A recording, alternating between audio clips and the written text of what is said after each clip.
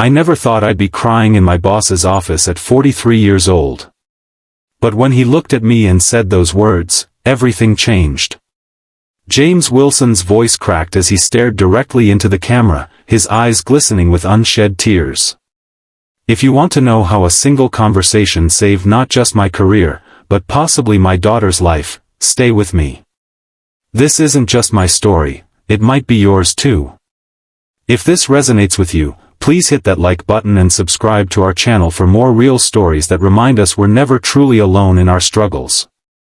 The alarm blared at 5:15 a.m., same as every weekday for the past 7 years. James Wilson's hand shot out from beneath the covers, silencing the intrusion before it could wake Lily. He lay there for a moment, staring at the ceiling, gathering the strength to face another day of the impossible balancing act his life had become. The house was quiet as he padded down the hallway, pausing at his daughter's door. Lily was 12 now, her room a testament to the awkward transition between childhood and adolescence, stuffed animals sharing space with makeup tutorials and science textbooks. James watched her sleeping form, her chest rising and falling peacefully, and felt the familiar ache in his heart. She looked so much like her mother. In the kitchen, he prepared lunches with mechanical efficiency, turkey sandwich with the crusts cut off for Lily, a simple ham and cheese for himself. He scribbled a quick note on a post-it, "Have a great day, kiddo. Remember, science club after school. Love you." He drew a small heart at the bottom, knowing she'd roll her eyes at it but stick it in her journal anyway, where he'd found dozens of his previous notes carefully preserved. By 6:30, he was showered and dressed in his standard office attire, button-down shirt, slacks, and the blue tie Lily had given him for Father's Day. "It matches your eyes, Dad," she'd said proudly. He wore it at least once a week, even though it was beginning to show signs of wear. "Lily. Time to get up, honey," he called, knocking gently on her door before heading back to the kitchen to prepare breakfast. 20 minutes later, Lily shuffled in, her school uniform slightly rumpled, her dark hair pulled into a messy ponytail. "Morning, Dad," she mumbled, sliding onto a stool at the counter. "Morning, sunshine. Sleep okay?" James placed a plate of scrambled eggs and toast in front of her. Lily shrugged, picking at her food. "I guess." James studied his daughter, noting the dark circles under her eyes. "Another bad night?" "Just couldn't sleep." She avoided his gaze, pushing the eggs around her plate. "You know you can talk to me about anything, right?" James said, trying to keep his voice casual while his stomach knotted with worry. "I know, Dad." Her tone made it clear the conversation was over. The morning routine continued, brushing teeth, gathering backpacks, the drive to Westlake Middle School with the radio filling the silence between them. As they pulled up to the drop-off zone, James turned to his daughter. "Have a good day, Lil. I'll pick you up after science club." Lily nodded, reaching for the door handle. "Hey," James said softly. "I love you." A small smile flickered across her face. "Love you too, Dad." Then she was gone, swallowed by the stream of students flowing into the building. James watched until she disappeared, then checked his watch. 7:45 a.m. He had 15 minutes to make the 20-minute drive to Meridian Technologies, where he'd worked as a software developer for the past 9 years. It would be his third late arrival this month. Meridian Technologies occupied a sleek glass building in downtown Portland.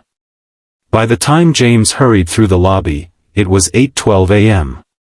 He swiped his badge at the security gate, nodding apologetically to the guard who had seen this scene play out countless times before. The elevator doors opened to reveal his boss, Richard Harmon, waiting with arms crossed. "Morning, James," Richard said, his tone neutral but his expression tight. "Got a minute?" James's heart sank. Of course. Richard's office was minimalist and immaculate, with floor-to-ceiling windows overlooking the city. He gestured for James to sit while he settled behind his desk. "James, we need to talk about your punctuality." This is the third time this week you've been late. I know, Richard, and I'm sorry. The morning was a bit rough with Lily. Richard held up a hand. I understand you're in a difficult situation, but the Keller project is behind schedule, and the team needs you here, present and focused. James nodded, shame burning in his chest. It won't happen again. That's what you said last month. Richard sighed, removing his glasses to rub the bridge of his nose. Look, you're one of our best developers. Your work, when you're actually here to do it, is exceptional. But I'm getting pressure from upstairs. They're asking questions about your commitment. The word stung. My commitment has never wavered, James said, his voice tight. I've been with Meridian for 9 years. And in those 9 years, you've turned down 3 promotions that would have advanced your career significantly. Those positions required travel. I can't leave Lily. Richard leaned forward. James, I respect your dedication to your daughter. But you need to understand the position I'm in. The company is evolving, and they expect all senior staff to evolve with it. James felt a cold dread settling in his stomach. Are you saying my job is at risk? I'm saying adjustments need to be made. The quarterly review is coming up, and I can't keep defending the status quo. Richard's expression softened slightly. Take the rest of the day to think about what you want your future at Meridian to look like. We'll talk tomorrow. The dismissal was clear. James rose on unsteady legs, his mind racing. As he reached the door, Richard called after him. And James? For what it's worth, I think you're doing an incredible job with Lily. Not many men could handle what you've been through. The kindness in his boss's voice nearly undid him. James nodded, not trusting himself to speak, and escaped to the sanctuary of his cubicle. The rest of the morning passed in a blur. James stared at his computer screen, the code before him meaningless as his thoughts spiraled. He couldn't lose this job. The health insurance alone was worth its weight in gold, covering Lily's therapy sessions and the medications that helped keep her anxiety at bay. And the flexible hours, despite this morning's conversation, had been a lifeline since Sarah's death. Sarah. Even after 7 years, thinking her name sent a physical pain through his chest. They'd met in college, married at 24, and had Lily at 31. Sarah had been the organized one, the planner, the one who made their house a home. When the diagnosis came, aggressive breast cancer, they'd faced it together, believing they would beat the odds. They hadn't. Lily had been 5 when Sarah died, old enough to understand that mommy wasn't coming back, but too young to process the permanence of the loss. The first year had been a nightmare of grief counseling, nightmares, and James's own paralyzing fear that he wasn't equipped to raise their daughter alone. But they'd survived. Day by day, they'd built a new normal. James had learned to French braid hair, to sew Halloween costumes, to navigate the complicated social dynamics of elementary school. He'd become both mother and father, while trying to keep Sarah's memory alive in their home. And now, just as Lily was entering the turbulent waters of adolescence, his professional life was threatening to capsize. Earth to James.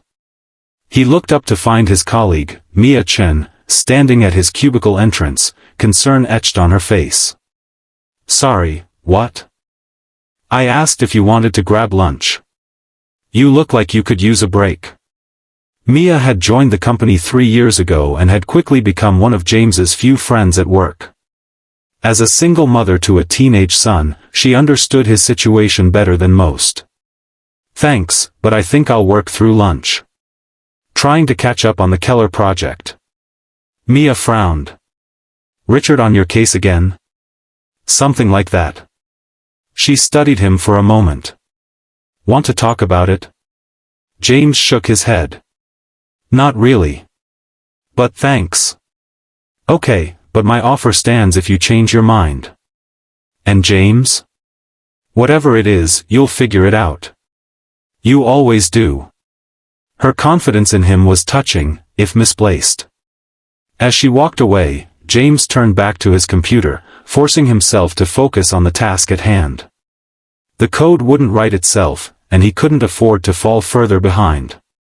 By 2:30 p.m., his phone buzzed with a text from Lily's school. His heart rate spiked. These messages were rarely good news. "Mr. Wilson, please call the school office regarding Lily. Mrs. Patel, school secretary." James's hands shook as he dialed the number. "Westlake Middle School, how may I help you? This is James Wilson, Lily's father. I received a message to call." "Yes, Mr. Wilson. Lily is in the nurse's office. She had what appears to be a panic attack during her math class. She's stable now, but quite upset. The nurse recommends she go home for the rest of the day." James closed his eyes, guilt washing over him. Lily had been having more frequent anxiety episodes lately, but this was the first one at school in months. "I'll be there in 20 minutes. He quickly packed up his laptop, sent a brief email to his team about a family emergency, and headed for the elevator. As the doors closed, he caught a glimpse of Richard watching from his office, his expression unreadable. The school nurse's office was quiet when James arrived, save for the soft ticking of a wall clock. Lily sat on a vinyl cot, her knees pulled to her chest, looking smaller than her 12 years. "Hey, kiddo," James said softly, sitting beside her. Lily didn't look up. "I'm sorry, Dad." "Nothing to be sorry for." He placed a gentle hand on her back. "Want to tell me what happened?" She shrugged, her voice barely audible. "We had a pop quiz in math. I couldn't remember anything. My mind just went blank, and then I couldn't breathe." James nodded, recognizing the familiar pattern. "Did the breathing exercises help?" "Mrs. Patel did them with me." Lily finally looked up, her eyes red-rimmed. "Everyone was staring, Dad. Tessa Miller is going to tell everyone I'm a freak." "You're not a freak, Lily. Lots of people have anxiety. Remember what Dr. Brennan said? Your brain's alarm system is just a little sensitive sometimes." The school nurse, a kind-faced woman in her 50s, approached with Lily's backpack. "She did very well, Mr. Wilson. Recognized the symptoms early and asked to leave class. That's progress." James thanked her, signed the necessary forms, and guided Lily to the car. The drive home was quiet, Lily staring out the window while James tried to formulate a plan for the rest of the day. He needed to work on the Keller project, but Lily clearly needed him too. At home, Lily headed straight for her room while James made a cup of tea, Sarah's remedy for all bad days. He knocked gently on Lily's door, finding her curled up with her childhood stuffed rabbit, Hoppy. "Brought you some tea," he said, setting the mug on her nightstand. "Thanks." She sat up slightly, accepting the drink. "Aren't you supposed to be at work? You're more important." Lily frowned. "Dad, I heard you on the phone with Mr. Harmon last week. About the deadline." James was surprised. "You shouldn't worry about that, Lil. But I do worry." Her voice cracked. "I know it's hard for you, doing everything alone. And I just make it harder with my stupid anxiety." "Hey, stop that." James sat beside her, taking her hand. "Your anxiety isn't stupid, and you never make things harder for me. Being your dad is the best job I've ever had." Tears welled in Lily's eyes. "Mom would know how to help me better." The words hit James like a physical blow. "Your mom would be so proud of how brave you are, Lily. She dealt with anxiety too, you know." This was news to Lily. "She did?" James nodded. "She used to get panic attacks in college. That's actually how we met. I found her having one in the library during finals week." "You never told me that." "I guess there are still lots of stories about her I haven't shared yet." James smiled sadly. "She would have known exactly what to say to you right now. I'm still figuring it out." Lily leaned against him. You do okay, Dad? They sat in comfortable silence for a few minutes before Lily spoke again. Are you in trouble at work because of me? James chose his words carefully. Work is complicated right now, but that's not your concern. My job is to worry about you, not the other way around. But we're a team, right? That's what you always say. We are a team.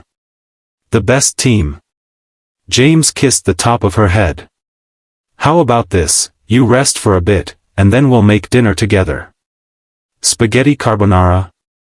Lily nodded, a small smile forming. With extra bacon?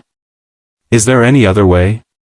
As James left her room, his phone buzzed with an email notification. Richard Harmon wanted to see him first thing tomorrow morning. The brief reprieve of connecting with Lily evaporated as reality crashed back. Something had to give, but he had no idea what.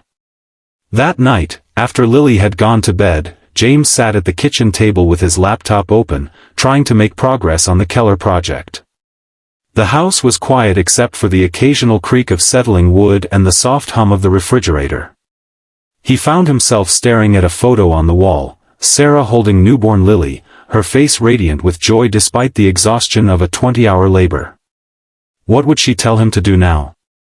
I'm trying, Sarah, he whispered to the empty room. But I don't know how to be everything she needs and everything work demands. His phone lit up with a text from Mia, how's everything? Heard you had to leave suddenly. James typed back, Lily had a panic attack at school. She's okay now. Thanks for checking. Mia's response was immediate, that's tough. How are you doing? The simple question broke something open inside him. Before he could reconsider, he was calling her. James? Is everything all right? Mia answered, concern evident in her voice. Not really, he admitted, his voice low to avoid waking Lily. Richard basically told me today that my job is on the line if I can't start prioritizing work more. That's ridiculous. You work harder than anyone on the team. But I'm not there enough. I'm not advancing. I'm not evolving with the company. He sighed. And the thing is, he's not wrong. I've been coasting professionally for years because it's all I can manage while being there for Lily. James, you're raising a child alone. That's not coasting, that's climbing Everest daily. Try telling that to the executives who see me as a line item on a budget spreadsheet. James rubbed his eyes.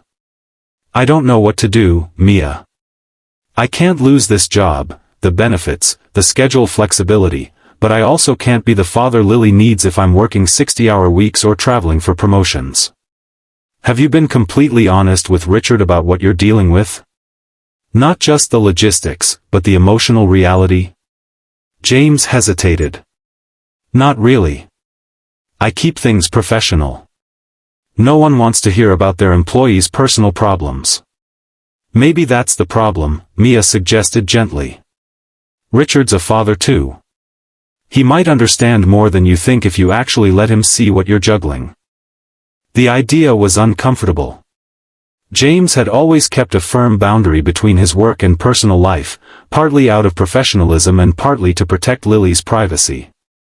But what if Mia was right? I don't even know where I'd start. Start with the truth. All of it.